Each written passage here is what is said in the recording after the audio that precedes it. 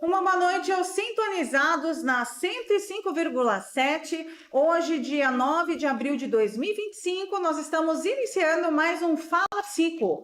O tema de hoje é transtorno de personalidade narcisista e nós estamos aqui com a nossa convidada, a doutora Bruna Torres Jorge, ela que é psiquiatra e especialista na área. Ela veio aqui para compartilhar um pouquinho do conhecimento dela em relação a esse tema. Obrigada por aceitar o convite, doutora. Obrigada por me convidar novamente. Vamos ver, né, o que tem de dúvida, o que eu posso explicar um pouquinho sobre esse assunto. Aos conectados através do Instagram e pelo YouTube, caso tenham dúvidas, podem nos encaminhar aí nos comentários da transmissão ao vivo. Aos ouvintes da Rádio Cultura, podem encaminhar as dúvidas através do WhatsApp 67 99890 1057. Lembrando que as páginas para acompanhamento do Fala Psico, né, é @DanielaFontesPsico e pelo Instagram Dani Fontes Psico. Doutora, para começar, a gente vai contextualizar um pouco sobre a questão do narcisismo. A gente percebe que existe uma vulgarização, né, do transtorno e diagnósticos, né, que não são feitos por especialistas, que de certa forma acabam rotulando pessoas e comprometendo os relacionamentos até pela falta de conhecimento mesmo, né?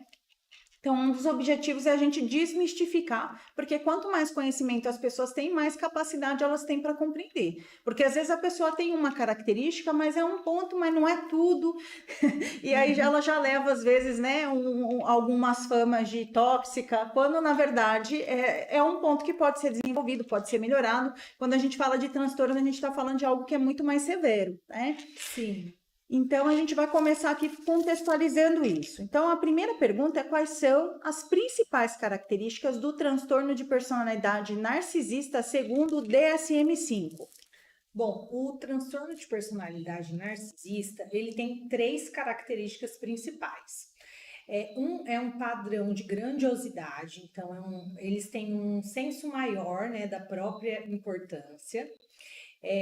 A outra característica, né, principal seria falta de empatia, tipo, eles não têm a capacidade de sentir empatia. E também eles necessitam de uma admiração excessiva. Então, assim, eles gostam ou se sentem bem sendo bajulados, elogiados, né? Então, são essas 3 principais. E nesse caso, considerando essas características, eles querem que a pessoa que esteja com eles, isso independente de relacionamento ou amoroso ou interpessoal, que elas estejam à disposição, que elas estejam reforçando essas características nesse sentido. Isso, assim, eles têm essas 3 características principais, né? Uhum. E tem as outras que acabam se fortalecendo nisso, né? Sim. Mas o narcisista, ele se alimenta de um suprimento emocional, basicamente. Então, eles costumam se relacionar com pessoas que vão ser capazes de fazer isso, né? Uhum. Que vão reforçar essa sensação que eles têm, né? Então, isso leva, óbvio, a várias alterações que eles têm de comportamento, como diminuir os outros, criticar as pessoas que eles se relacionam, mas sempre no intuito de se engrandecer em cima dessas pessoas e de se alimentar delas de alguma forma, assim. E como é que a gente diferencia uma pessoa com traços narcisistas de alguém com o transtorno de personalidade narcisista completo? Bom, os traços, eles são, assim, mais a menos, né? Porque para a pessoa fechar o diagnóstico, tem que ter pelo menos 5 características, né? Que a gente vai falar mais à frente. E a outra pergunta que você falou? Do que diferencia os traços, né? E, além de tudo, seria... Quando é o transtorno, ele é mais persistente, mais mal adaptativo, persistente também, né? Porque traços a gente pode, às vezes, com terapia, modificar.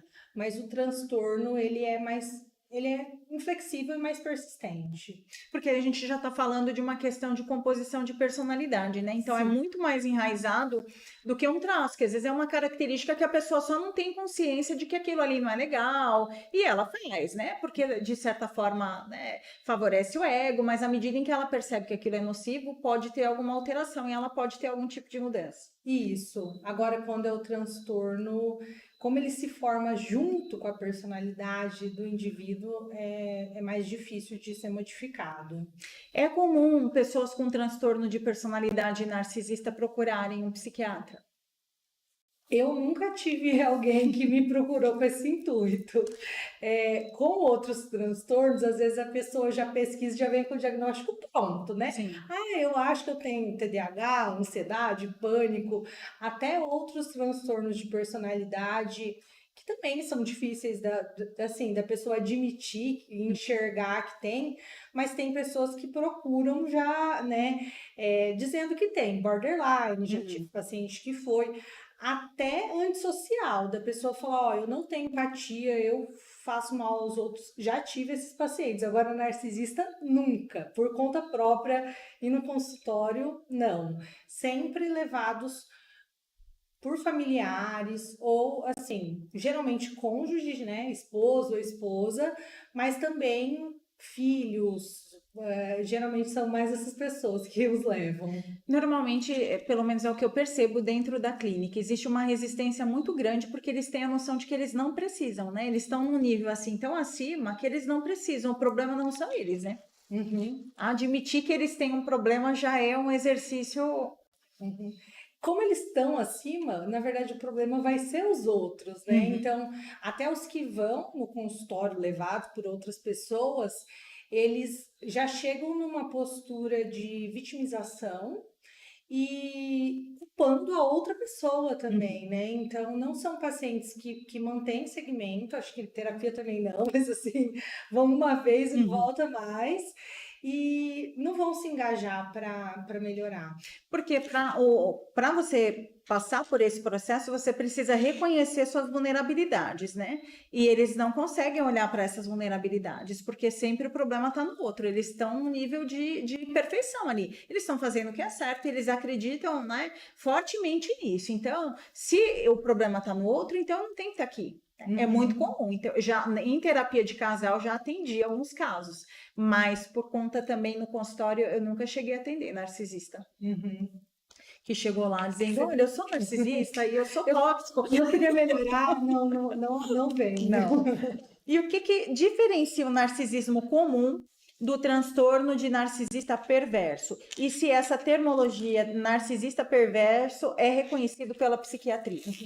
Na psiquiatria, a gente não tem costume, na nossa bibliografia, assim, de usar esse termo, né? Mas o que diferencia, né? Ele seria uma manifestação mais extrema do narcisista. Então, o que deixa, né, uma manifestação assim mais extrema?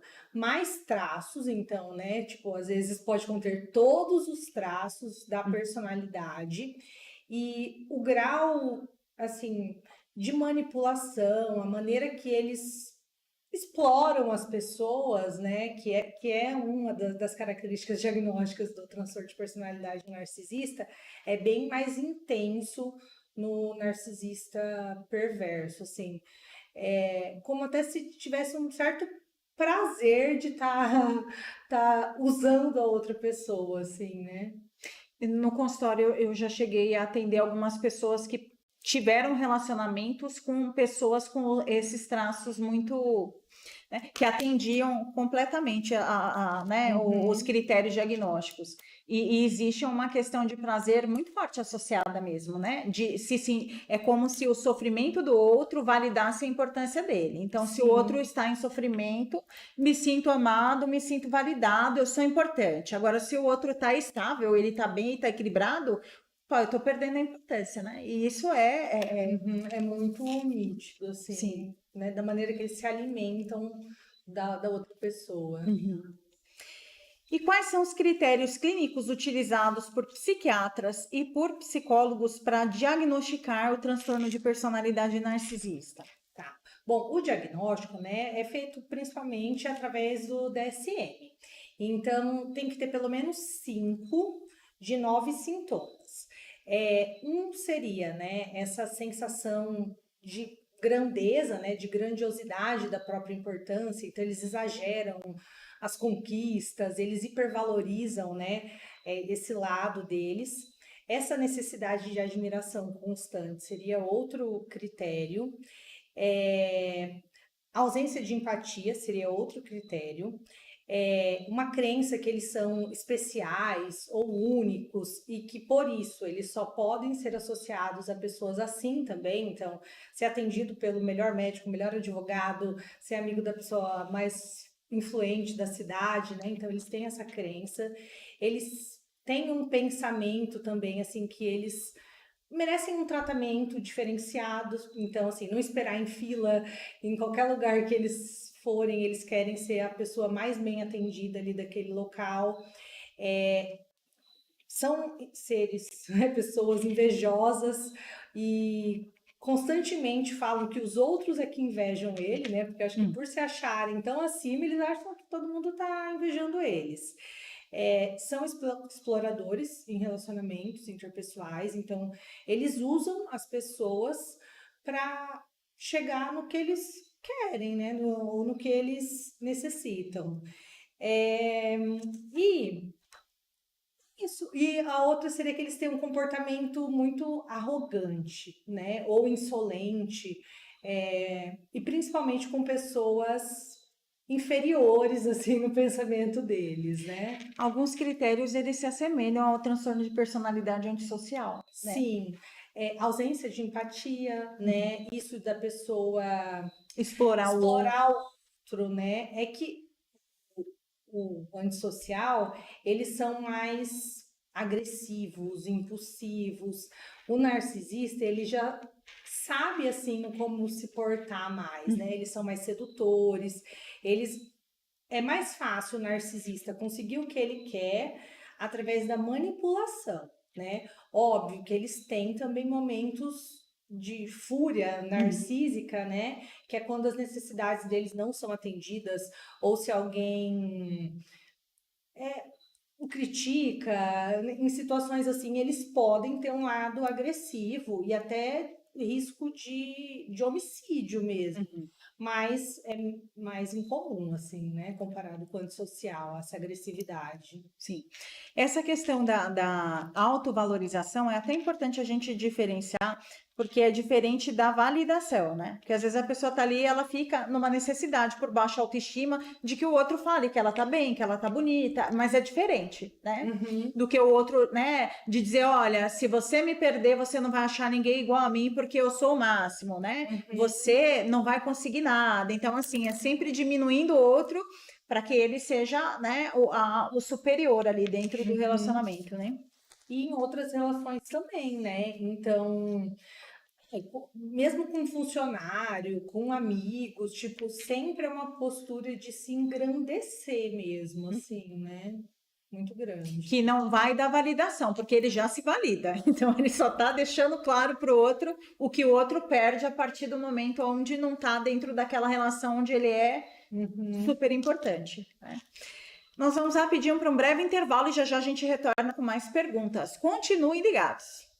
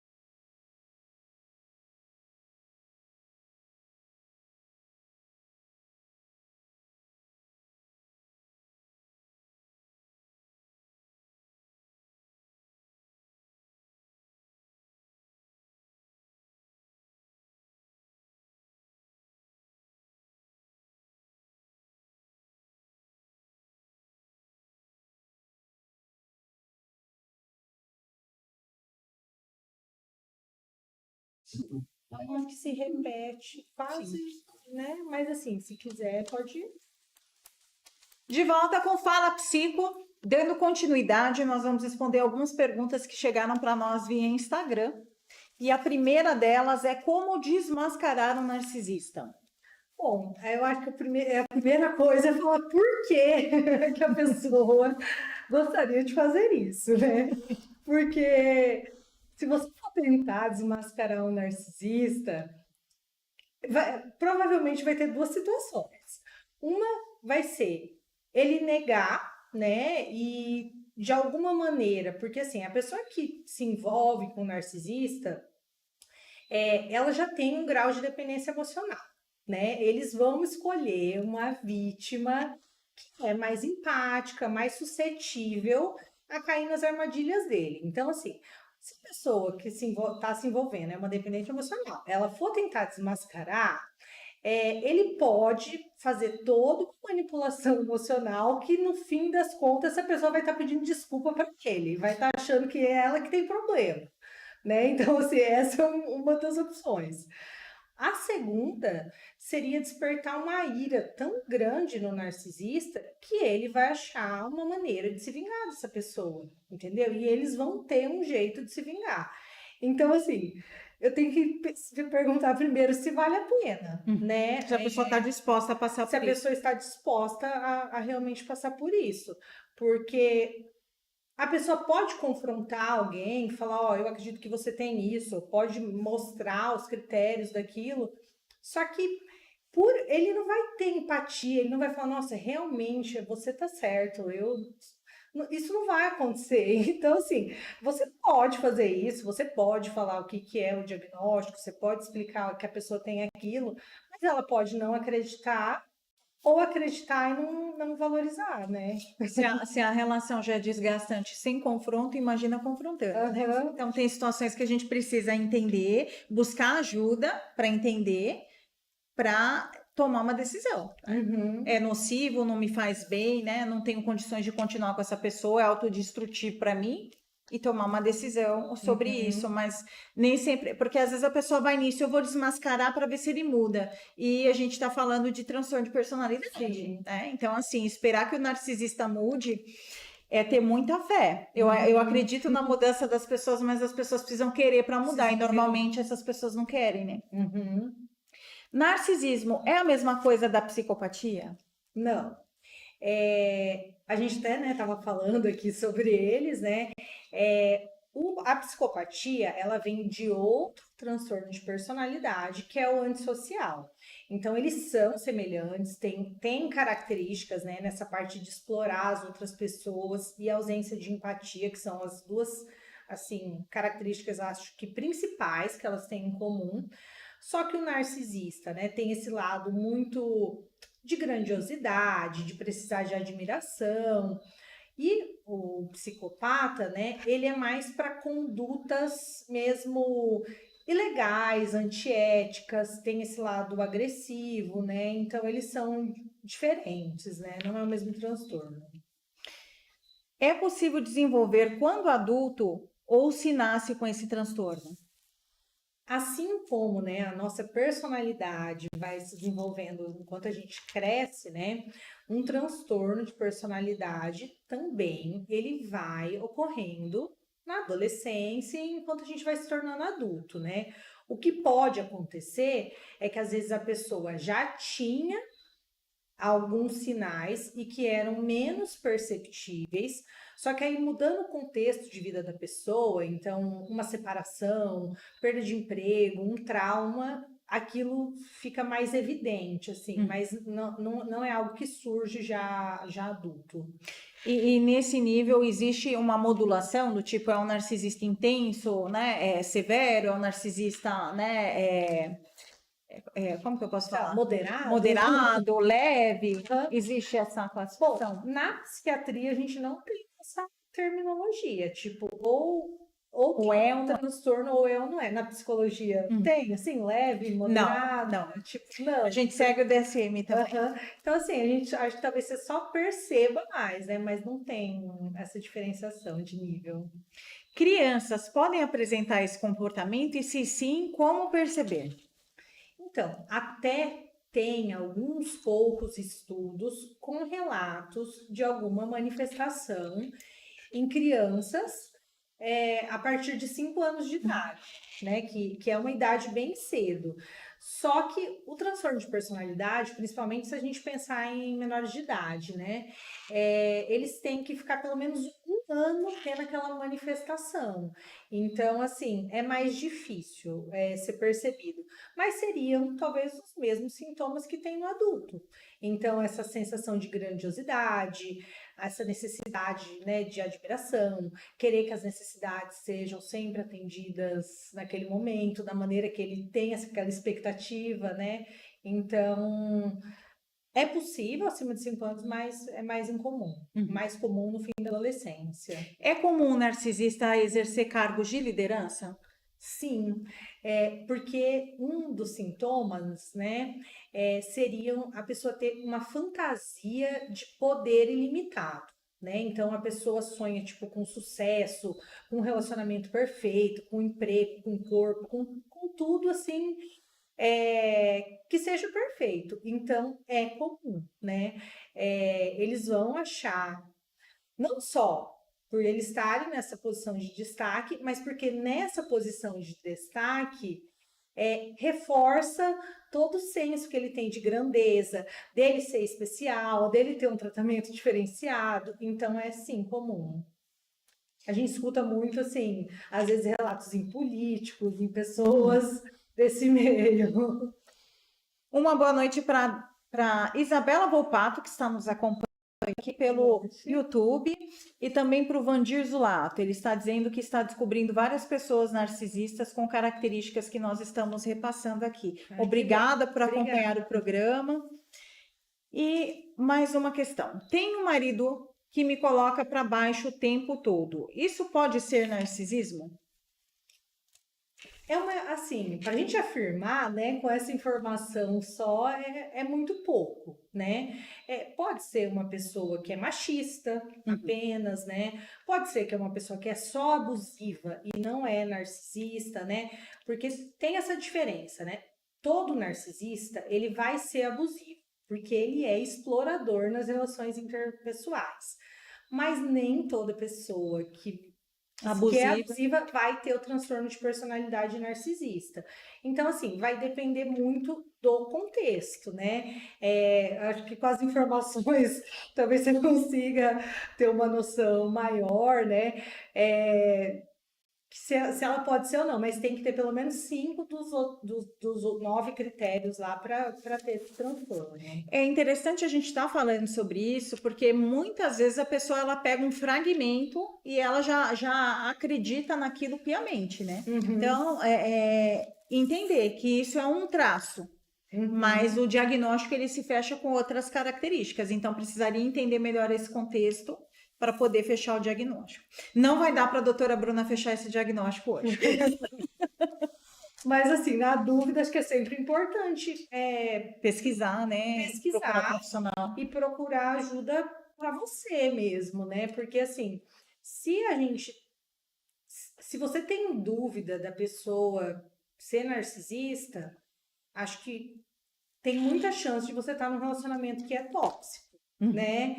Então, acho que uma pessoa que convive um relacionamento tóxico deveria estar fazendo terapia, porque tem que ver se tem que melhorar essa autoestima, por que ela está permanecendo nesse relacionamento, né?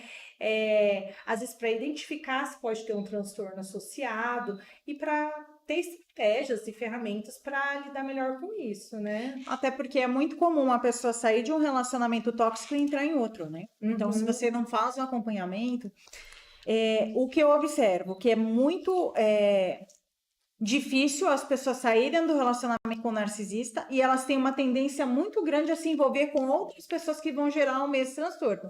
Então, no acompanhamento, isso já facilita, né? Para que ela tenha autoconhecimento e ela perceba quais são as características para para ela não cair na mesma armadilha e trabalhar essa questão da dependência também, que é importante, porque eles são muito sedutores, eles reforçam o começo, né?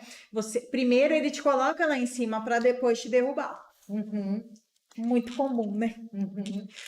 O transtorno de personalidade pode coexistir com outros transtornos de personalidade, como borderline ou antissocial?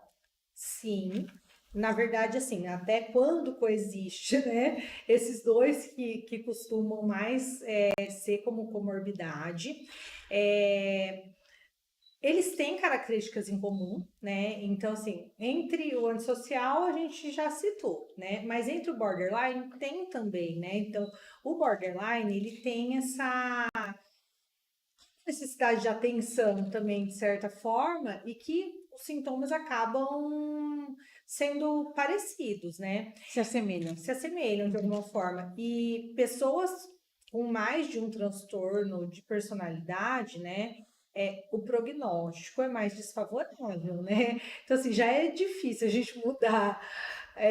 Se a pessoa tivesse um só, né? Imagina dois, né? Então, assim, frequente, tipo, entre esses dois, só que a evolução deles também costuma ser diferente. Então, assim, o borderline, ele costuma, né, adquirir depois de um certo tempo, principalmente de terapia, uma estabilidade. E o antissocial, ele regride um pouco conforme a pessoa envelhece, né? Já o narcisista, a tendência é ele se manter sempre estável e às vezes até piorar quando mais velho, porque eles não lidam bem com as limitações de envelhecer, limitações físicas e o envelhecimento mesmo, assim, físico, né, da parte ligada com a estética mesmo, né? Então, a tendência do narcisista é piorar, né, com os anos. Nós vamos agora para um breve intervalo. As pessoas que estiverem com dúvidas podem encaminhar via WhatsApp 67998901057, que é o WhatsApp da Rádio Cultura de Naviraí. Podem mandar as perguntas também pelo YouTube e pelo Instagram. Se tiverem, por acaso, sugestões também de temas para nós falarmos aqui no Fala Psico, encaminha para nós por esses meios. Até já, já.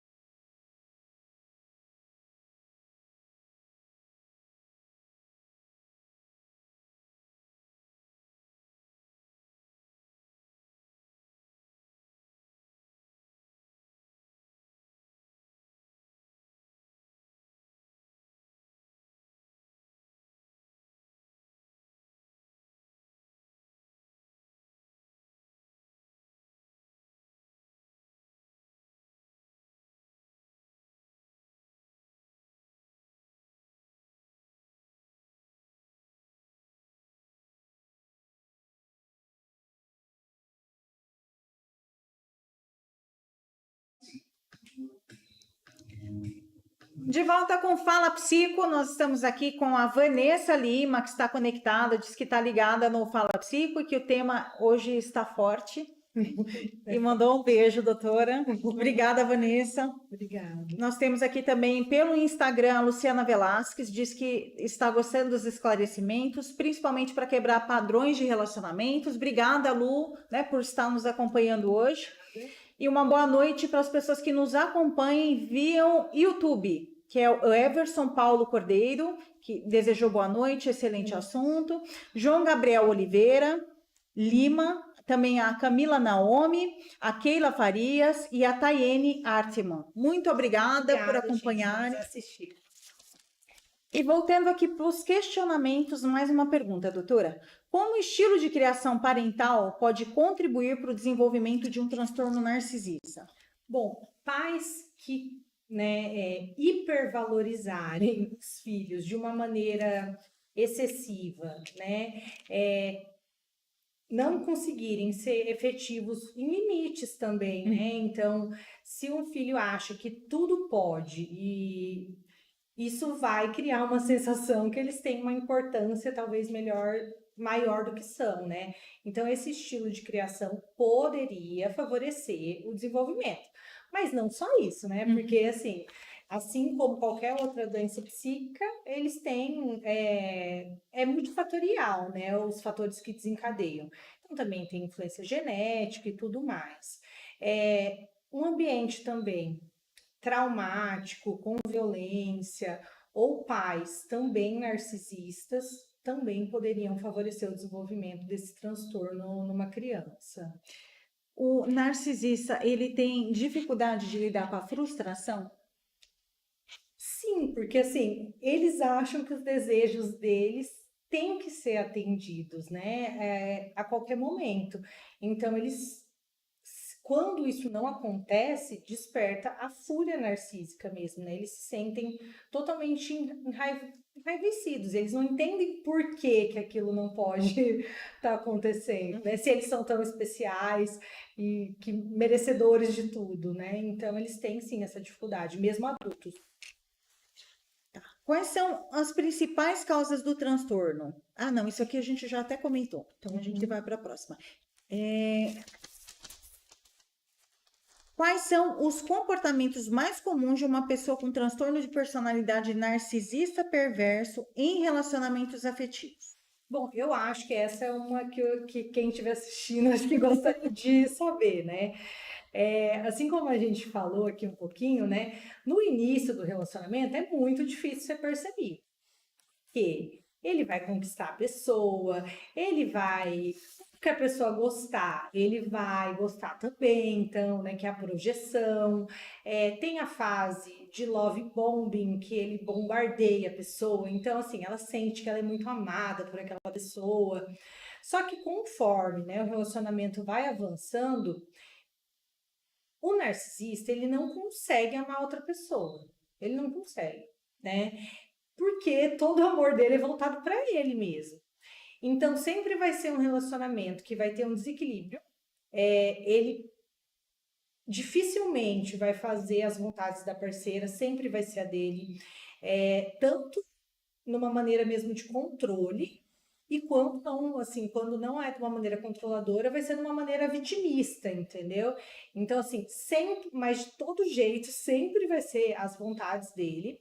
Então, o relacionamento já vai começar a ser desequilibrado, e depois eles têm diversas estratégias, vários comportamentos que são tóxicos e que reforçam eles estarem sempre superior, né? Então, eles vão criticar muito a parceira. Tem o gaslighting, né? Então, ele faz ela achar que ela que é o problema. Eles vão meio que distorcendo, a percepção da pessoa que se envolve com eles. Então, alguém que se relaciona com alguém assim sofre muito. E como é que quais são as tratativas, doutora, para que essas pessoas consigam finalizar um relacionamento, né? Além da terapia, porque a gente sabe que é muito difícil, né? Pelo menos do que eu já acompanhei até hoje, é bem complexo esse processo, justamente por conta dessas manipulações, onde ele faz a pessoa se sentir culpada por tudo que acontece. Então, ele em momento nenhum se responsabiliza, né? Pelas condutas que ele tem. Ele tem aquilo por culpa da outra pessoa, não é porque ele é daquele jeito, né?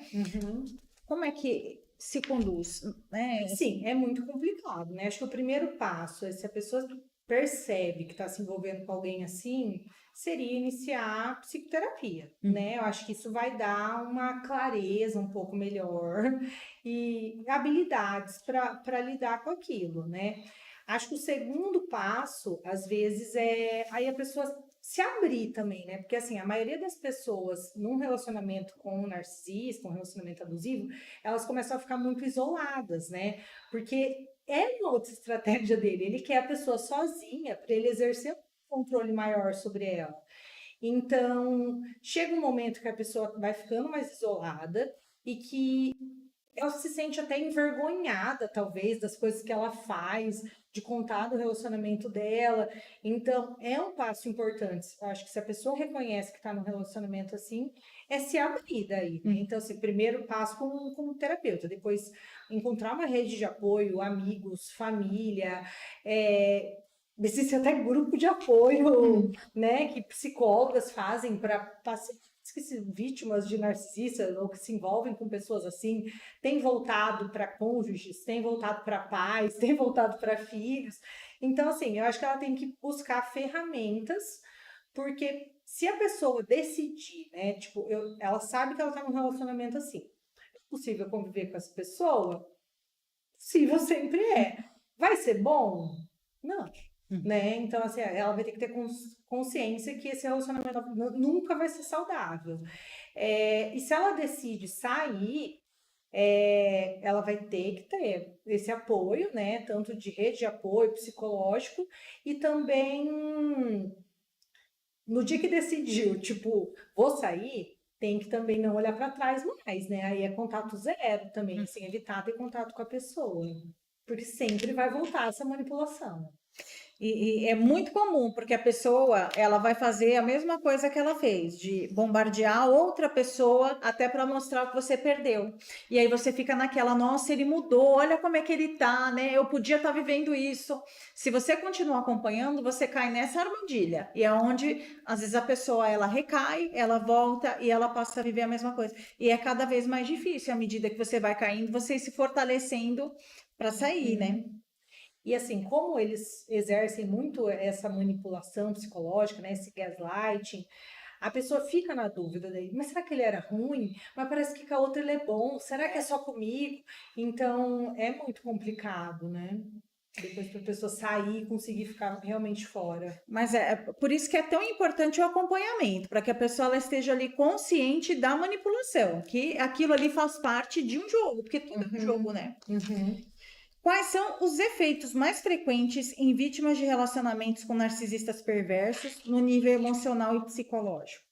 Bom, aí, sim, uma pessoa que se envolve com isso, né, começa a ter vários, pode tanto desenvolver transtornos mesmo, né, então a ocorrência de transtorno de estresse pós-traumático, transtorno de pânico, de depressão, de transtorno de ansiedade, muitas pessoas podem adoecer fisicamente também, assim, sei lá, alergia que não responde, dor, tem pessoas assim que vão muito mais além, mas que falam de câncer mesmo, de pessoas que ficaram anos em relacionamento assim com narcisista e não tinha nenhuma histórica e desenvolveu câncer também, né? E sentimentos também, né? Então, vergonha da pessoa ter ficado naquele relacionamento, culpa muitas vezes, né? Essa ambivalência, né? Porque assim, pela pessoa ser dependente, ao mesmo tempo que ela percebe que tem que sair, ela não consegue, né? Então, pode trazer sequelas, às vezes até graves, né? Psiquiátricas. Nós recebemos também uma pergunta perguntando se existe alguma relação entre o narcisismo e dependência química. Existe, né? Então, assim, eles têm a tendência de fazer mais uso de cocaína, principalmente, né? Porque é uma droga que é psicoestimulante, então acho que ela reforça também essa sensação de poder, de a pessoa fala melhor, fica mais desenvolta, então assim, acaba acho que talvez reforçando esse lado. Então existe sim uma associação, né? E a outra coisa que eu acho que é importante também diferenciar, né, é que um usuário crônico de droga, principalmente se for cocaína, né, isso causa também uma mudança na personalidade da pessoa. Então, usuários, né, de muito tempo, eles costumam adquirir até um comportamento meio antissocial, né? E aí, como antissocial, tem muitas, assim, coisas parecidas com o narcisista, pode, na hora, até você ficar na dúvida, será que essa pessoa é só usuária? Será que ela é narcisista? Será que ela só é antissocial, né? Então, assim, mas há, sim, uma correlação, há um risco maior, sim, para uso de drogas. Nós recebemos aqui uma pergunta. Quando a mãe, que aí já não é sobre relacionamento, é narcisista e você é a única filha, Uhum, né? Como lidar com a situação? Porque a gente está mais focado na parte de relacionamento, mas uhum, quando o narcisismo ele é dentro do âmbito familiar, né? Nessa relação uhum. maternal. Assim, é muito difícil, né? Essa pessoa vai ter que estar fazendo terapia, eu acho que para aprender a lidar com isso, né? É, o narcisista, ele tem esse senso de grandeza e ele meio que se alimenta, né, do que a vítima ou do que a pessoa que ele tenta manipular vai estar oferecendo. Então, ele sempre vai estar querendo mais, vai estar querendo mais. Então, assim, se você é filha de alguém assim, eu acho que a questão de limites, tipo, tem que ser muito bem estabelecida e você tentar controlar um pouco, talvez o ambiente, talvez, né? Então, assim, em vez de deixar minha mãe vir na minha casa e ela não ficar muito, talvez eu vou na casa dela e eu Uhum, fico um tanto, tipo, controlar as informações que eu dou para ela também, porque eu posso dar informações que ela pode de algum jeito usar contra mim, não no sentido de se vingar, mas de se vitimizar também, uhum, né? Tipo, ah, você tem dinheiro para isso e não tem para mim. uhum. Então, assim, a pessoa vai ter que controlar o contato, controlar as informações. É difícil, é muito difícil, né? Mas às vezes é necessário porque você não vai conseguir saber lidar com aquilo, né? Isso pode gerar sofrimento em você. Uhum. Nós vamos agora para um breve intervalo e já já a gente volta para o último bloco do Fala Psico.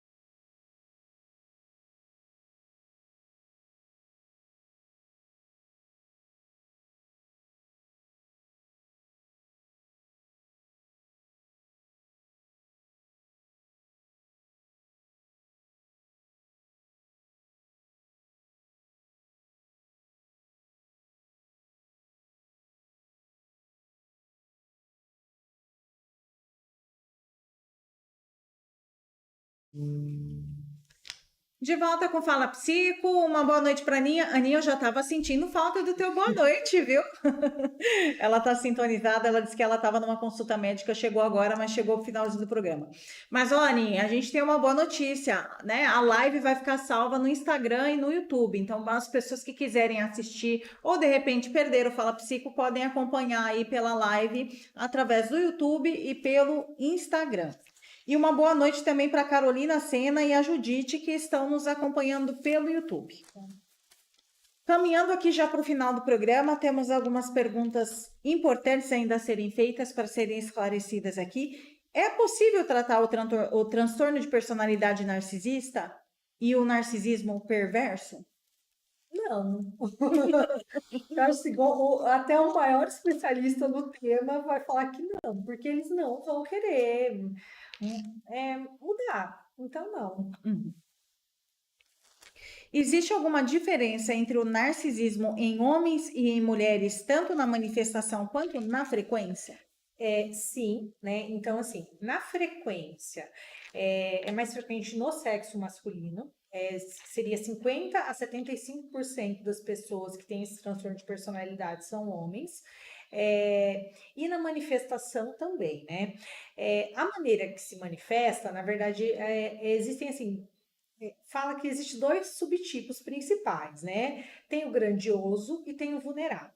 Uhum. O grandioso é esse que é arrogante, que se hipervaloriza, né? E ele é mais comum no sexo masculino. Então, talvez por isso a gente acaba diagnosticando mais, porque ele é mais fácil de ser percebido. Uhum. O outro subtipo, que é mais frequente em mulheres, né, é o vulnerável. Então, a pessoa mais faz chantagem emocional, mais se vitimiza, ele não tem esse lado tão arrogante, é diferente. Então, assim, talvez por isso é mais subdiagnosticado também, né? Uhum. E dentro da população, qual que é a frequência, doutora? A média seria 4%, mas assim, fala que varia entre 0, né, pelo DCM, de 0 a 6,2, mas seria uma média de uns 4%, os estudos mais recentes. Então, a cada 100 pessoas, 4 podem ter o transtorno de Só personalidade. que assim, como é um tema muito hoje em dia falado, né, e as pessoas banalizam muito, Ah, não, se tem for, 50%, né? a gente vê em consultório, o pessoal é 70%. A pessoa fala assim, não sei quem é narcisista, não sei quem é, e minha sogra e minha prima, não é tanto assim também, Sim. né? Até porque vai disso, né? Porque tem pessoas que vão ter os traços, como a gente falou no começo. Traço narcisista e transtorno de personalidade são duas coisas distintas, porque o transtorno de personalidade, né, não vai ter tratamento. Os traços com psicoterapia, né? Porque às vezes a pessoa só não percebe que ela tem um traço ali que não é muito legal. À medida em que ela toma conhecimento, né, ela cria essa consciência, é muito mais fácil para ela se atentar e buscar essa mudança, né? Aqui, o narcisista perverso tem consciência do mal que causa aos outros e ele realmente acredita em sua própria narrativa? Ele tem consciência, mas como ele não tem empatia, ele não se importa, na verdade, né? Ou também por se sentir superior, os outros, eles são apenas para suprir a necessidade deles. Então, para eles está tudo bem, eles acreditam nisso mesmo e não vão se arrepender do que fazem. A cultura atual, centrada na aparência e redes sociais, pode favorecer o surgimento ou reforço de traços narcisistas na população? Sim, essa cultura, né? Então, assim, cultua muito, né, na internet, nas redes sociais, essa necessidade de elogio, de admiração, das pessoas quererem mostrar coisas, às vezes, até irreais ali, né? Uma fantasia mesmo irreal, que é também um dos critérios do narcisista, de um relacionamento perfeito, corpo perfeito, carro, emprego, e isso pode sim reforçar, né? Se a pessoa já tem tendência, ela fica exposta num ambiente assim, e tem outros componentes traumáticos que poderiam fazer ela desenvolver um transtorno de personalidade, pode sim reforçar. Aqui vem um comentário da Isabela Volpato no YouTube. Ela não imagina alguém que se acha o máximo buscando tratamento. Quem busca tratamento é a coitada da vítima, né? Depois que ela se liberta dele. E É é isso real, né? mesmo. É isso mesmo. E como é que se identifica e se protege de pessoas com traços narcisistas perversos no ambiente de trabalho e familiar? Bom, acho que identificar, né, são esses sintomas que a gente falou para vocês, né? Então a gente prestar atenção se é uma pessoa que tem esse lado de grandiosidade, não tem empatia, né? Se explora as outras pessoas, todos aqueles sintomas que a gente citou. E para se proteger, né, acho que o primeiro passo é a gente focar daí em nós mesmos. Melhorar a autoestima e ter uma noção mesmo do que é relacionamento saudável, porque isso serve para todos os relacionamentos da nossa vida, né? Então, um relacionamento que não é saudável, se eu sei o que é o saudável, eu vou saber o que não é, independente de que contexto. Aí pode ser um relacionamento de trabalho, de amizade, afetivo. Se não é saudável, eu vou saber. E aí a gente pode buscar mais informação para pensar se essa pessoa, nesse contexto, seja de trabalho, familiar ou afetivo, se não é saudável, será que ela pode ter, então, traços ou, de fato, uma personalidade narcisista, né? Então, a gente se protege com conhecimento. Eu falo que a única condição onde eu não me vejo avaliando, que normalmente quando uma pessoa chega com um relacionamento tóxico, eu digo, mas não era assim desde o começo? Como é que era no começo, né? Eu sempre me surpreendo quando a pessoa estava com narcisista, que ela diz, não, no começo não era assim. É a única condição onde eu vejo, não, realmente tem um processo de mudança, porque a maioria das pessoas, elas trazem previsibilidade comportamental. Então, assim, normalmente elas apresentam muitas coisas que lá na frente a gente, né, que a gente acha que vai mudar e lá na frente a gente se surpreende não mudando, porque a gente não muda ninguém, né? A pessoa muda se ela quiser. Agora, dentro do transtorno de personalidade narcisista, ela vem com um ideal, que você olha para aquela pessoa e você fala, uau, né? É a pessoa perfeita. E realmente, depois que você já está bem envolvida, é que você vai percebendo esses outros traços, né?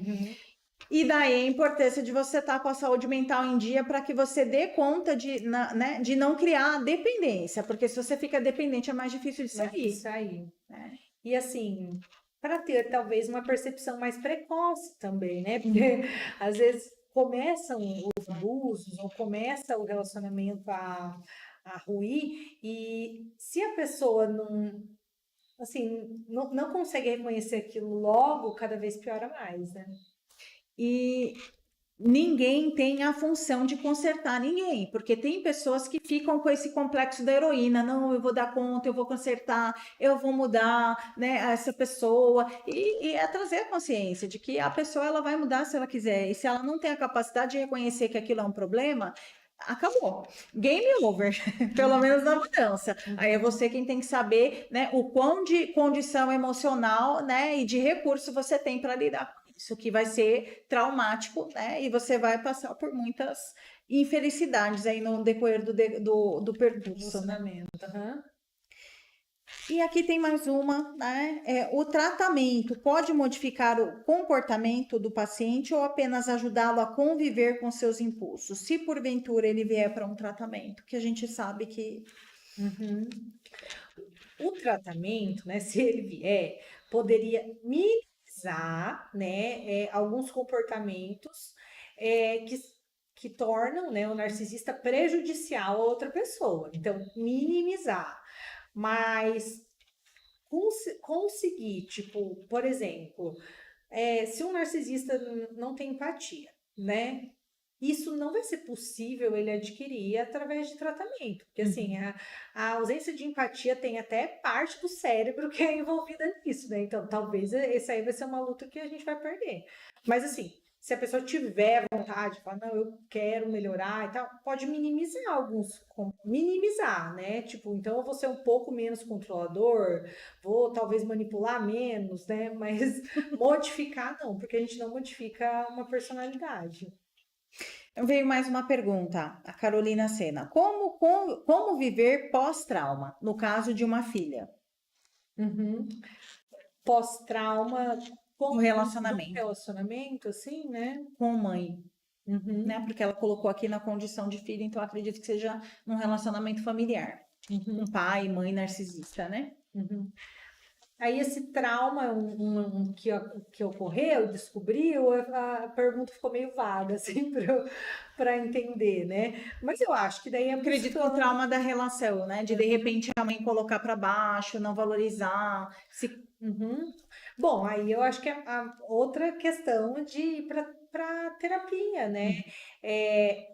Se você convive com uma pessoa assim, principalmente por muitos anos. É sua mãe, tipo, você vai, a sua mãe vai competir com você, vão ser anos de abuso psicológico, que é muito difícil. Isso pode destruir a autoestima da pessoa, ela sempre se sentir inferior, pode prejudicar muito, no caso da filha, até assim, potencial que ela teria acadêmico de trabalho, de se desenvolver, assim, né? Então eu acho que é buscando terapia, sabe? Para olhar para si e não pegar o que essa pessoa, ou o que essa pessoa falou para ela, porque assim, a pessoa vai sempre usar dessa estratégia para se engrandecer, então ela vai criticar a outra, né? E a gente não é o que os outros falam da gente, né? Ou que uma pessoa só fala, né? Então acho que ia ser terapia para se reconstruir, de certa forma. A nossa arma né, é o autoconhecimento. Então, se você sabe quem você é, se você conhece suas competências, suas virtudes e as sombras também, né? Porque ninguém é perfeito, a gente também tem pontos a serem desenvolvidos.